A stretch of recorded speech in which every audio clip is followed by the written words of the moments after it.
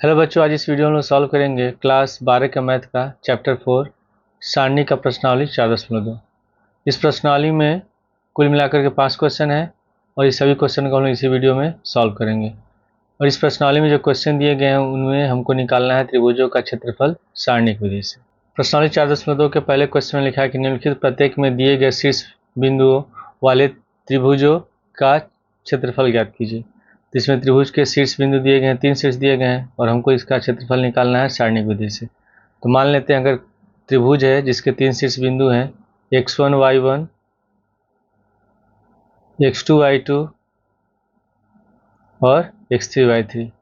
त्रिभुज के तीनों बिंदुओं के निर्देशांक दिए गए हैं। अगर हमको क्षेत्रफल निकालना है सारणिक विधि से तो उसके लिए हम लिखते हैं त्रिभुज का क्षेत्रफल डेल्टा बराबर यहाँ हो जाएगा 1/2।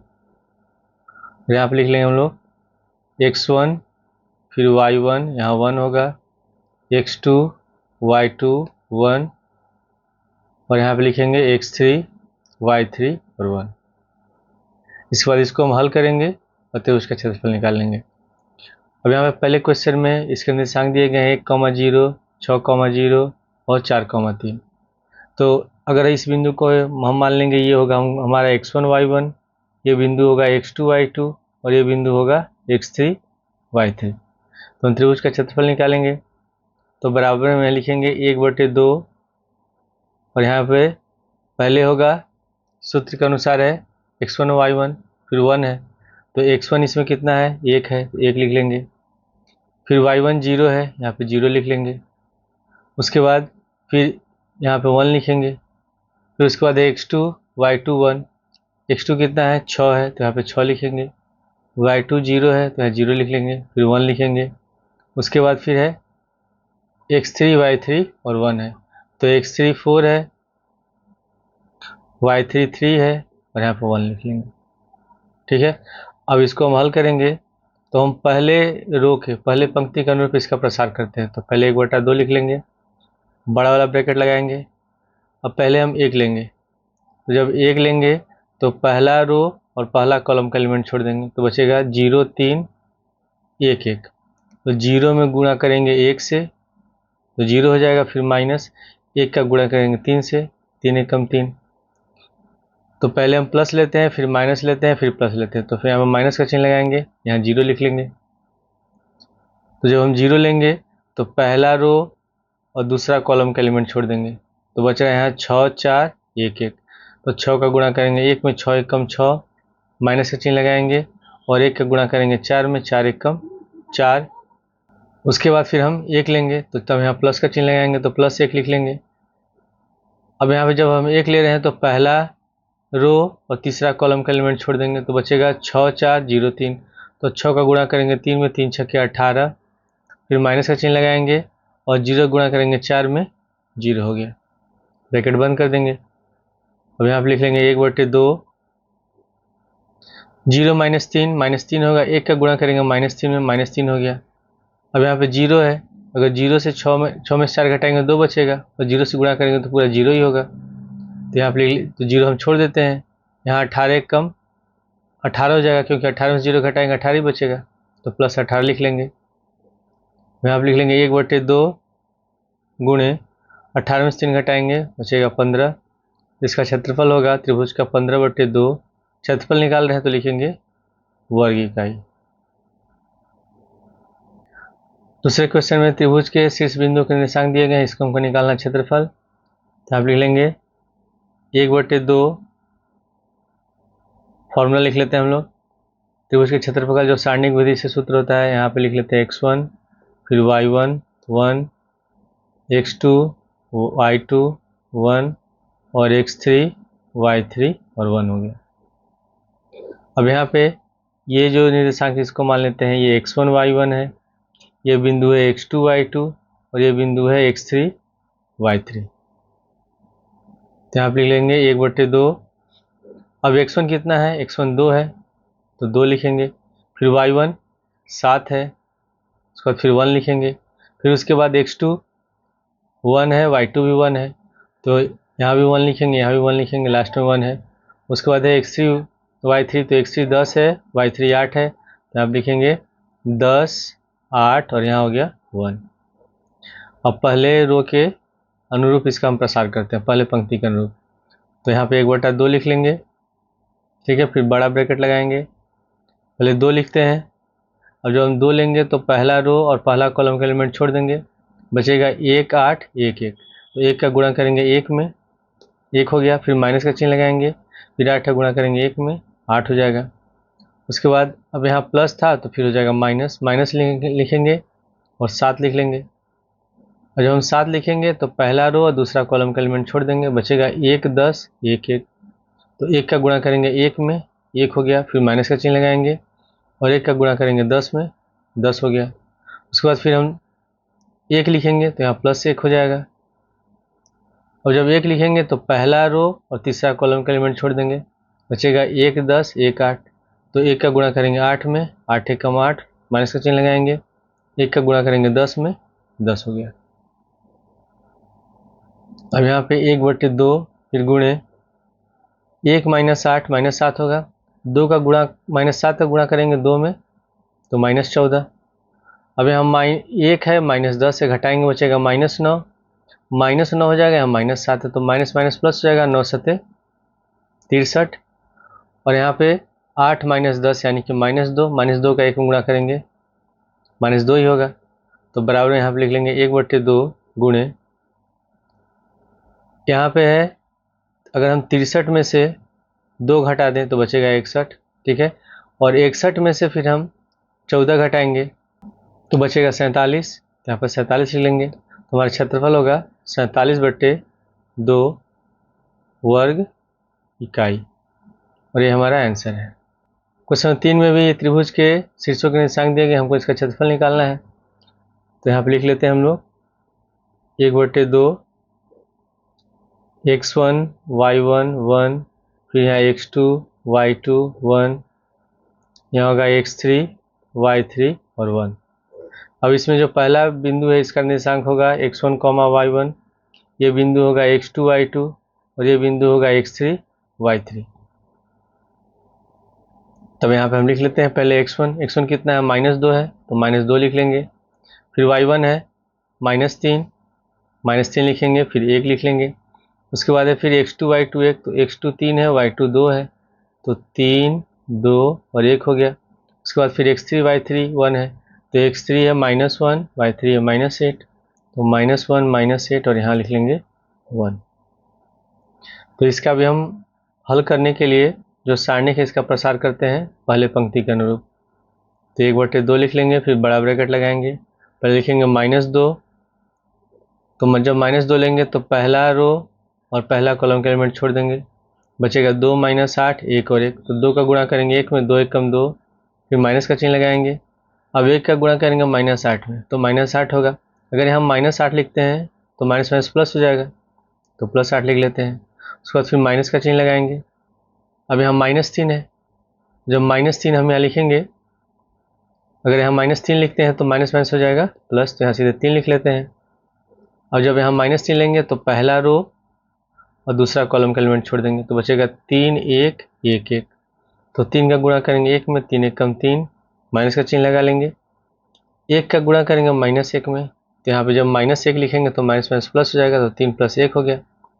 उसके बाद फिर प्लस का चिन्ह लगाएंगे, 1 लिखेंगे। और जब हम 1 लेंगे तो पहला रो और तीसरा कॉलम का एलिमेंट छोड़ देंगे, तो बचेगा 3 - 1 2 और -8। तो 3 का गुणा करेंगे -8 में, -24 हो गया। फिर माइनस का चिन्ह लगाएंगे और 2 का गुणा करेंगे -1 में, तो -2 होगा। तो जब -2 लिखेंगे, यहाँ भी माइनस है तो माइनस माइनस प्लस हो जाएगा, तो बराबर होगा 1/2। अब यहाँ 8 और 2 10 होगा, 10 में -2 से गुणा करेंगे -20, 3 1 4, 4 में 3 से गुणा करेंगे 4 3 12, और यहाँ पे -24 और +2 -22 होगा। और -22 का अगर 1 में गुणा करेंगे +1 में तो -22 ही होगा। अब यहाँ पे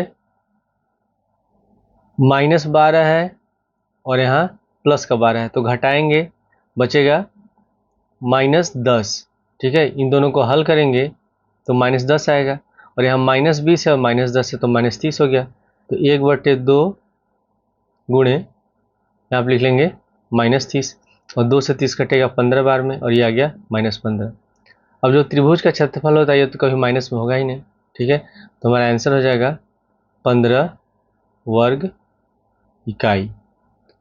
क्वेश्चन 2 में लिखा है कि दर्शाइए कि बिंदु कैपिटल ए ब्रैकेट में दिया हुआ है ए बी प्लस सी, फिर कैपिटल बी ब्रैकेट में बी कॉमा सी प्लस ए और कैपिटल सी ब्रैकेट में सी कॉमा ए प्लस बी संरेख है। तीन बिंदु कब संरेख होते हैं? जब तीनों एक ही रेखा पर होते हैं। हमको संरेख सिद्ध करना है, तो मान लेते हैं ए बी और सी तीनों बिंदु जो हैं ये इसी रेखा पर स्थित होंगे तभी संरेख होंगे। तो जब संरेख होंगे तो त्रिभुज बनेगा ही नहीं, तो जब त्रिभुज नहीं बनेगा तो त्रिभुज का क्षेत्रफल कितना हो जाएगा? तब 0। तो अगर हमको संरेख दिखाना है तो हमको दिखाना होगा कि त्रिभुज का क्षेत्रफल 0 के बराबर होगा। त्रिभुज का क्षेत्रफल 0 सिद्ध हो गया तो तीनों बिंदु संरेख होंगे।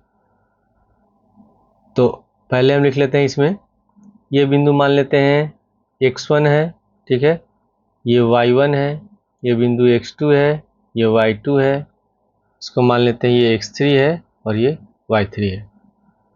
तो पहले हम निकालते हैं इसमें त्रिभुज का क्षेत्रफल, 1/2 यहाँ पर लिख लेंगे x1 y1 1, x2 y2 1, फिर x3 y3 और 1।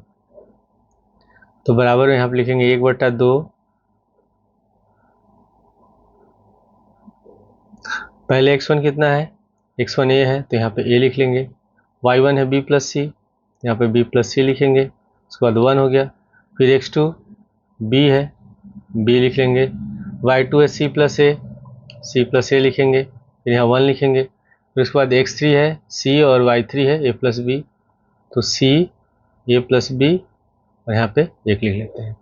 अब हम इसका प्रसार करते हैं पहली पंक्ति के अनुरूप, तो 1/2 लिख लेंगे, बड़ा वाला ब्रैकेट लगाएंगे। सबसे पहले हम लेंगे a, ठीक है। जब a लेंगे तो c प्लस a का गुणा करेंगे 1 में, तो हम यहाँ लगा लेते हैं मंझला ब्रैकेट और c प्लस a का गुणा करेंगे 1 में, क्योंकि जब हम a लेंगे तो पहला पंक्ति और पहला जो कॉलम है इसका एलिमेंट छोड़ देंगे, तो बचेगा c plus a plus b 1 और 1। तो c प्लस a का 1 में गुणा करेंगे तो यहाँ होगा c प्लस a, इसको ब्रैकेट में लिख लेते हैं। फिर माइनस का चिन्ह लगाएंगे, 1 का गुणा करेंगे a प्लस बी में, तो a प्लस बी होगा, तो ब्रैकेट में इसको लिख लेते हैं a प्लस बी, ठीक है। अब इसके बाद प्लस हो गया, फिर क्या लगाएंगे हम लोग? पहले प्लस होगा, फिर माइनस होगा, फिर प्लस होगा, तो हम माइनस लिखेंगे और ब्रैकेट में लिखेंगे b प्लस सी, ठीक है। तो जब b प्लस सी लेंगे तो पहला रो और दूसरा कॉलम का एलिमेंट छोड़ देंगे, तो बचेगा b c 1 और 1। तो यहाँ पे हम क्या करते हैं, b का गुणा करेंगे 1 में, b हो जाएगा, माइनस का चिन्ह लगाएंगे और 1 का गुणा करेंगे c में, तो c हो गया। उसके बाद क्या बच रहा है? 1, तो प्लस 1 लिख लेंगे। अब यहाँ पे जब 1 लेंगे तो पहला रो और तीसरा कॉलम का एलिमेंट छोड़ देंगे, तो बचेगा b c plus a plus b। तो b का गुणा करेंगे a प्लस b में, यहाँ लगा लेते हैं मंझला ब्रैकेट, b लिखेंगे और ब्रैकेट लिख लेते हैं b का गुणा करें a प्लस b से, a प्लस b लिख लेंगे। फिर माइनस का चिन्ह लगाएंगे और c का गुणा करेंगे c प्लस a में, तो c लिखेंगे और ब्रैकेट में c प्लस a। अब यहाँ पर हो गया 1/2, पहले a लिख लेते हैं, ठीक है। अब हम ब्रैकेट हटा रहे हैं तो c प्लस a हो जाएगा। जब ब्रैकेट हटाएंगे हम माइनस का चिन्ह से दोनों हो जाएगा माइनस में, तो माइनस a माइनस b हो गया। उसके बाद यहाँ माइनस का चिन्ह लगाएंगे, अब ये a plus B a minus B के रूप में, तो बराबर होगा a² माइनस b²। तो हम माइनस का चिन्ह रहने देंगे और इसको लिखेंगे b² माइनस c²। फिर प्लस 1 से गुणा करेंगे, इतना ही होगा। अब ब्रैकेट हटाते हैं, b से में गुणा करेंगे ab, फिर b का गुणा करेंगे b में प्लस b², फिर माइनस c का गुणा करेंगे c में माइनस c² और माइनस c का गुणा करेंगे a में माइनस ac हो गया, ठीक है। अब इसके बाद हम लोग ब्रैकेट हटाते हैं, इसमें a और a कट गया, a का गुणा करेंगे c में ac हो गया, फिर a का गुणा करेंगे माइनस b में माइनस ab।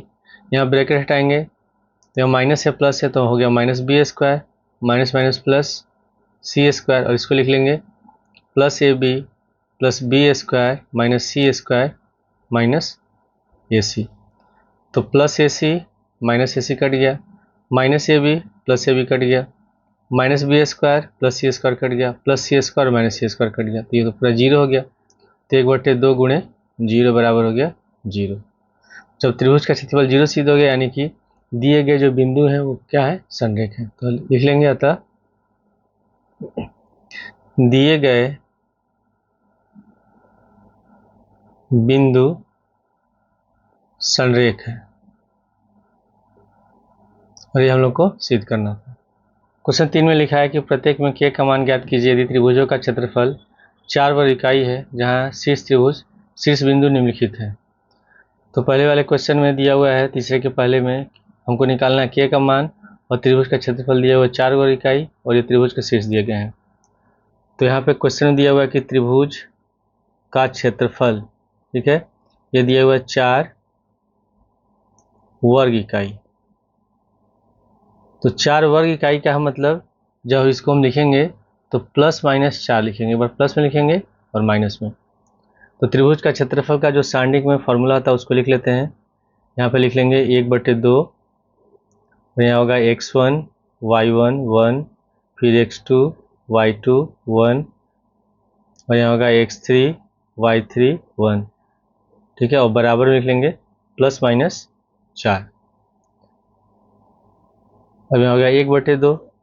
अब यहाँ पे जो भी x1 y1 है उसको हम लिखेंगे। ये बिंदु होगा x1 y1, ये बिंदु है x2 y2, और ये है x3 y3। तो सबसे पहले x1 y1 1, तो x1 है k, y1 है 0, तो k 0 1 हो गया। उसके बाद फिर x2 y2 1, x2 है 4, y2 है 0, 4 0 1। उसके बाद है x3 y3, तो x3 0 है, y3 2 है, तो यहाँ पर लिख लेंगे 0 2 1, और बराबर में लिखेंगे प्लस माइनस 4। अब यहाँ पे 1/2 लिखा हुआ है, तो इस 2 को हम ले आते हैं दाएं साइड, जब गुणा करेंगे तो हो जाएगा 4 दूनी 8, और यहाँ पे हम इसका पहले पंक्ति का अनुरूप प्रसार कर लेंगे। तो पहले k लेंगे, जो हम k लेंगे इसमें, तो पहला रो और पहला कॉलम का एलिमेंट छोड़ देंगे, बचेगा 0 2 1 1, 0 गुणा करेंगे 1 में 0 हो जाएगा, फिर माइनस का चिन्ह लगाएंगे, 1 का गुणा करेंगे 2 में 2 हो गया। तो पहले प्लस था, फिर हो जाएगा माइनस, 0 लिखेंगे। जब 0 लिखेंगे तो पहला रो और दूसरा कॉलम का एलिमेंट छोड़ देंगे, बचेगा 4 0 1 1, तो 4 का गुणा करेंगे 1 में, 4 1 4, फिर माइनस 1 का गुणा करेंगे 0 में 0 हो गया, फिर प्लस लेंगे और 1 लिखेंगे। जब हम 1 लिखेंगे तो पहला रो तीसरा कॉलम का एलिमेंट छोड़ देंगे, तो बचेगा 4 0 0 2, तो 4 का गुणा करेंगे 2 में, 4 दूनी 8, फिर माइनस 0 गुणा करेंगे 0 में 0 हो गया, बराबर। अब यहाँ हम इस 2 को ले गए थे दाएं साइड, तो गुणा करेंगे 4 दूनी 8 हो जाएगा, तो प्लस माइनस लिख लेंगे 8। अब यहाँ 0 - 2, तो -2 होगा, -2 का गुणा करेंगे k में, -2k हो गया। ये तो पूरा 0 हो गया, इसको छोड़ देंगे, 8 में से 0 घटाएंगे 8 होगा, 8 1 8, बराबर हो गया प्लस माइनस 8। अब यहाँ पे हम एक बार इसको प्लस में लेंगे, एक बार माइनस में लेंगे, तो यहाँ पे लिख लेते हैं तब -2k + 8 बराबर 8, या -2k + 8 बराबर -8। अभी 60 हो जाते हैं दाएं साइड, तो -2 के बराबर होगा 8 - 8, तो 8 में 60 घटाएंगे 0, तो -2 के बराबर 0। अगर इस -2 को जाते हैं दाएं साइड तो 0 ही हो जाएगा, तो k का मान निकल गया 0। इसी तरह इसको हल करते हैं, तो -2k + 8 हो जाएंगे दाएं साइड, तो -8 हो जाएगा। तो यहाँ पहले से -8 है, तो -8 -8, तो -2 के बराबर ये होगा -16, माइनस कट गया प्लस, 2 से 16 कटेगा 8 बार में, तो k का मान निकल गया 8। तो k का आंसर हो जाएगा 0 और 8। क्वेश्चन 3 के दूसरे क्वेश्चन में भी त्रिभुज के शीर्ष दिए गए हैं, ठीक है, और इसमें त्रिभुज का क्षेत्रफल 4 वर्ग इकाई है, हमको निकालना है k का मान। तो उसी तरह इसको भी लिख लेंगे हम। ये बिंदु अगर हम लोग का है x1 y1, ये बिंदु है x2 y2, और ये है x3 y3। तो त्रिभुज का क्षेत्रफल, इसमें त्रिभुज का क्षेत्रफल बराबर दिया हुआ है 4 वर्ग इकाई, ये त्रिभुज का क्षेत्रफल है। तो अगर हम फॉर्मूला लिखते हैं तो आप लिख लेंगे 1/2, यहाँ होगा x1 y1 1, फिर x2 y2 1, x3 y3 और 1 हो गया। और बराबर में हम क्या लिखेंगे, प्लस माइनस 4। अब यहाँ पे लिख लेते हैं पहले 1/2 और लिख लेते हैं x1 कितना है, तो x1 है -2, y1 है 0, -2 0 फिर 1 लिख लेंगे। उसके बाद x2 y2 1, तो x2 0 है, y2 4 है, 0 4 1। उसके बाद x3 y3 1, x3 0 है, y3 k है, तो 0 k 1 बराबर लिख लेते हैं प्लस माइनस 4। अब इसमें इस 2 को ले जाएंगे दाएं साइड, 4 से गुणा कर देंगे तो 8 हो जाएगा। और इसका हम प्रसार कर लेते हैं पहले पंक्ति के अनुरूप।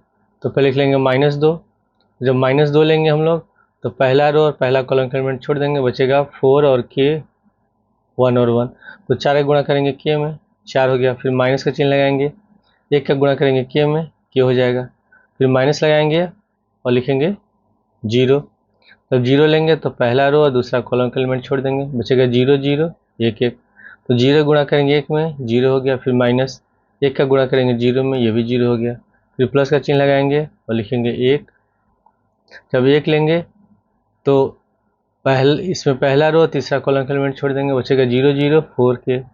तो 0 गुणा करेंगे k में, 0। फिर माइनस 4 का गुणा करेंगे 0 में, ये भी 0 हो गया। फिर बराबर, अब इस 2 को हमने ले गया था दाएं साइड, तो गुणा कर देंगे, 4 दूनी 8 हो जाएगा, तो प्लस माइनस हो गया 8। अब यहाँ पे -2 का गुणा करेंगे 4 में, -8। फिर -2 का गुणा करेंगे माइनस k में, तो माइनस माइनस प्लस 2k, ये तो पूरा 0 हो गया और ये भी 0 हो गया, बराबर में प्लस माइनस 8।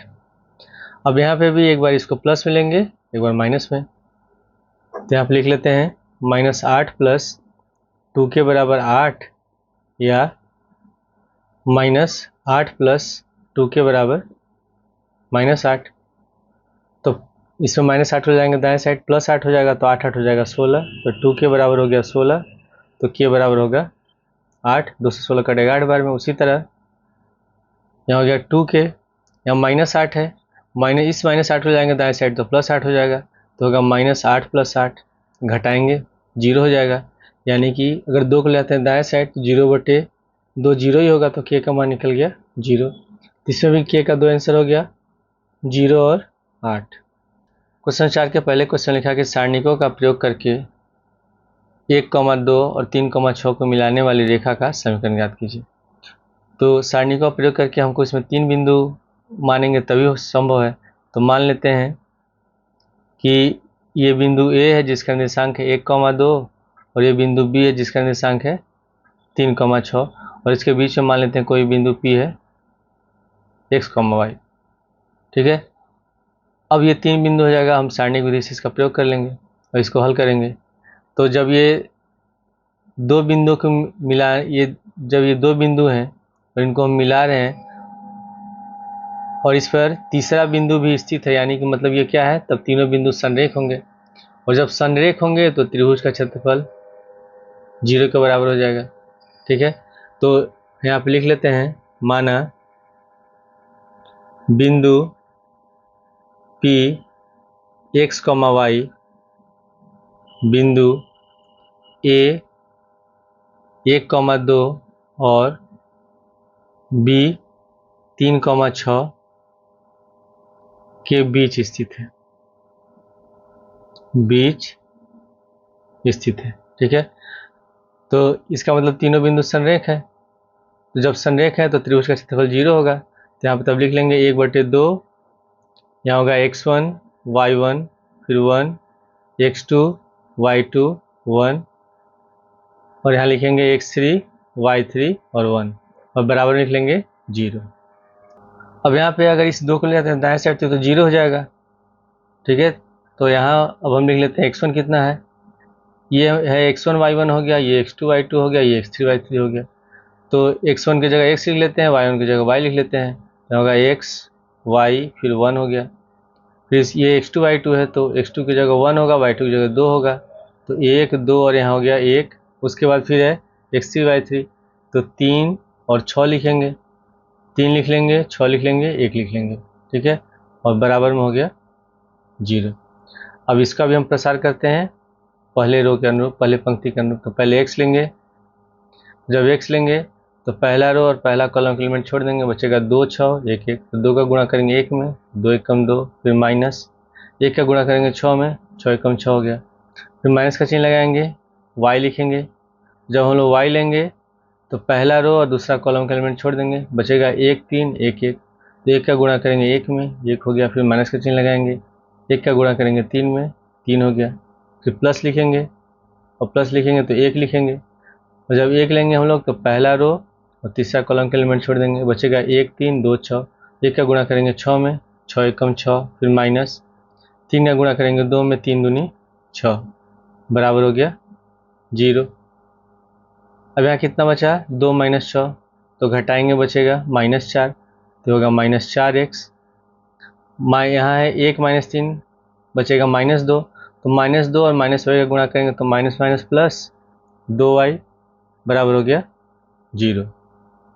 अब यहाँ पे हम लोग इसमें दोनों में कॉमन ले लेते हैं -2, तो जब -2 कॉमन लेंगे तो यहाँ हो जाएगा +2x और ये हो जाएगा -y बराबर 0। तो इस -2 को ले जाएंगे दाएं साइड तो 0 हो जाएगा, यानी कि 2x - y बराबर कितना हो गया, 0 हो गया। अब इस -y को ले जाएं दाएं साइड तो 2x बराबर y होगा, ठीक है, यानी कि तब y बराबर हो गया 2x, और ये हमारा आंसर है। क्वेश्चन 4 के दूसरे क्वेश्चन में लिखा कि सारणिकों का प्रयोग करके 3,1 और 9,3 को मिलाने वाली रेखा का समीकरण ज्ञात कीजिए। तो इसको हम लोग पिछले वाले क्वेश्चन की तरह हल करेंगे। मान लेंगे इसमें, माना बिंदु P x, y बिंदु A इसका निर्देशांक है 3,1 तथा बिंदु B जिसका निर्देशांक है 9,3 के बीच स्थित है।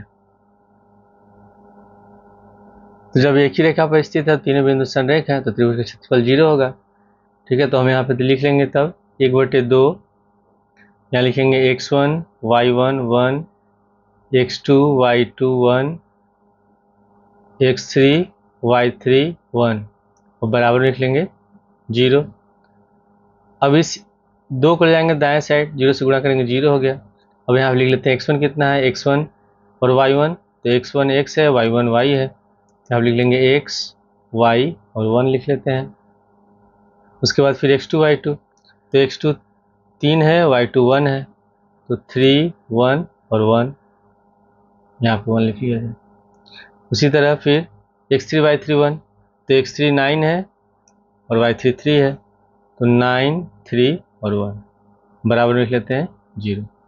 अब इसका हम प्रसार करते हैं पहले पंक्ति के अनुरूप, तो पहले x लिखेंगे, जब x लिखेंगे तो पहला रो और पहला कॉलम के एलिमेंट छोड़ देंगे, बचेगा 1 3 1 1, तो 1 का गुणा करेंगे 1 में, 1 हो गया, फिर माइनस का चिन्ह लगाएंगे, 1 का गुणा करेंगे 3 में, 3, फिर प्लस था, फिर लगाएंगे माइनस, y लिखेंगे, तो y लेंगे तो पहला रो और दूसरा कॉलम का एलिमेंट छोड़ देंगे, बचेगा 3 9 1 1, 3 का गुणा करेंगे 1 में, 3 1 कम 3, फिर माइनस का चिन्ह लगाएंगे, 1 का गुणा करेंगे 9 में, 9 हो गया, फिर प्लस लिखेंगे और 1 लिख लेंगे। तो जब 1 लेंगे हम लोग तो पहला रो और तीसरा कॉलम के एलिमेंट छोड़ देंगे, बचेगा 3 9 1 3, तो 3 का गुणा करेंगे 3 में, 3 3 के 9, फिर माइनस 1 का गुणा करेंगे 9 में, 9 हो गया बराबर 0। अब यहाँ पे है 1 -3, तो घटाएंगे -2 बचेगा, तो -2x हो गया, 3 - 9 -6 और -6 और -y, तो माइनस माइनस प्लस 6y हो गया, 9 में से 9 घटाएंगे 0, 0 का 1 में गुणा करेंगे 0 हो गया।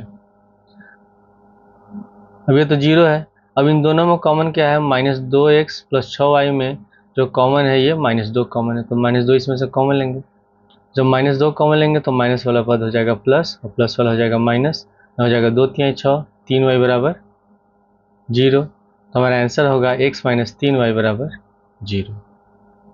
क्वेश्चन 5 में लिखा है कि यदि शीर्ष 2, -6 5, 4 k, 4 वाले त्रिभुज का क्षेत्रफल 35 वर्ग इकाई हो तो k का मान ज्ञात कीजिए। तो इसमें त्रिभुज का क्षेत्रफल दिया 35 वर्ग इकाई, तो यहाँ पे हम जब त्रिभुज का क्षेत्रफल लिखेंगे तो फॉर्मूला लिख लेते हैं डायरेक्ट, 1/2 x1 y1 1 फिर x2 y2 1 x3 y3 1 और बराबर में कितना दिया हुआ क्षेत्रफल 35 है, तो प्लस माइनस 35 लिख लेंगे।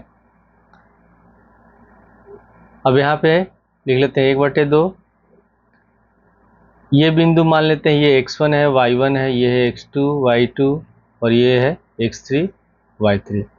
तो पहले इसमें x1 y1 1 है, तो x1 की जगह 2 लिखेंगे, y1 की जगह -6 लिखेंगे, तो 2 - 6 और 1 हो गया। उसके बाद फिर x2 y2 1, तो x2 की जगह 5 है, y2 की जगह 4 है, तो 5 4 और 1 हो गया। उसके बाद फिर है x3 y3 1, तो x3 k है, y3 4 है, तो k 4 1 और बराबर में लिख लेंगे प्लस माइनस 35। अब इस हम 2 को ले आते हैं दाएं साइड, तो 35 से गुणा कर देंगे, 35 दूनी 70 हो जाएगा और इसका पहले पंक्ति के अनुरूप प्रसार करते हैं। तो पहले हम लोग 2 लेंगे, जब 2 लेंगे तो पहला रो और पहला कॉलम का एलिमेंट छोड़ देंगे, बचेगा 4 4 1 1, तो 4 का गुणा करेंगे 1 में, 4 1 4, फिर माइनस 1 का गुणा करेंगे 4 में, ये 4 हो गया। उसके बाद फिर माइनस का चिन्ह लगाएंगे। अब यहाँ -6 है, तो जब -6 लिखेंगे तो माइनस माइनस हो जाएगा प्लस, यानी कि 6 हो गया। जब -6 लेंगे तो पहला रो और दूसरा कॉलम का एलिमेंट छोड़ देंगे, बचेगा 5 k 1 1, तो 5 का गुणा करेंगे 1 में 5, फिर माइनस 1 का गुणा करेंगे k में, k हो गया। उसके बाद फिर हम लिखेंगे +1 है तो 1 लिख लेंगे, और जब 1 लेंगे तो पहला रो और तीसरा कॉलम का एलिमेंट छोड़ेंगे, बचेगा 5 k 4 4, तो 5 का गुणा करेंगे 4 में, 5 चौके 20, फिर माइनस k का गुणा करेंगे 4 में, तो हो गया 4 k बराबर। इस 2 को ले गए थे हम लोग दाएं साइड, तो जब 35 से गुणा कर दिए हैं तो हो गया 70, तो प्लस माइनस लिख लेंगे 70।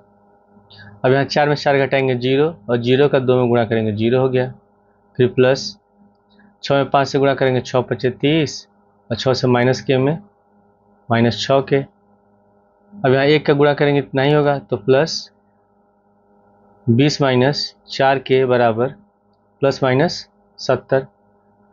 अब यहाँ -6 के है -4 के, तो -10 के, 30 और 20 50 हो गया बराबर प्लस माइनस 70।